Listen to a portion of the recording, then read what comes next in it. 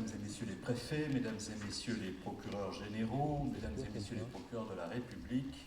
Depuis le début de l'année 2015, près de 80 arrêtés d'expulsion ont été pris contre des ressortissants étrangers liés à la mouvance djihadiste, notamment ce que l'on appelle les prêcheurs de haine. Par ailleurs, 201 interdictions administratives du territoire ont été délivrées à l'encontre d'étrangers dont la présence en France constituait une menace grave pour l'ordre public ou pour la sécurité intérieure. Nous n'avons pas hésité non plus à fermer des lieux de culte, dès lors qu'ils constituaient des foyers de radicalisation violente. Et j'ai de nouveau pris des dispositions la semaine dernière qui vont permettre de procéder à la fermeture de 4 lieux supplémentaires.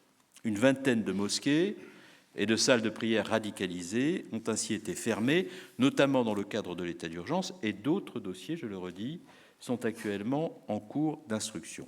L'ensemble des acteurs qui interviennent sur le terrain, je pense notamment aux collectivités locales.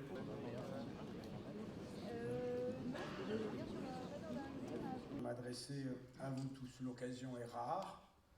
Le ministre de l'Intérieur va nous conduire à lancer à titre expérimental en Île-de-France, dès le mois prochain, le mois de décembre, un projet que nous avons baptisé RIVE, Recherche, Intervention contre la violence extrémiste. Il s'agira d'une prise en charge totalement individualisée qui sera assurée par des équipes pluridisciplinaires, éducateurs, psychologues, SPIP, universitaires. Elle concernera les personnes placées sous contrôle judiciaire ou sous sursis avec mise à l'épreuve. L'objectif est de travailler à leur réinsertion par leur désengagement des processus violents. C'est un dispositif expérimental. Nous n'avons d'ailleurs trouvé aucune trace d'une démarche comparable dans aucun pays démocratique occidental.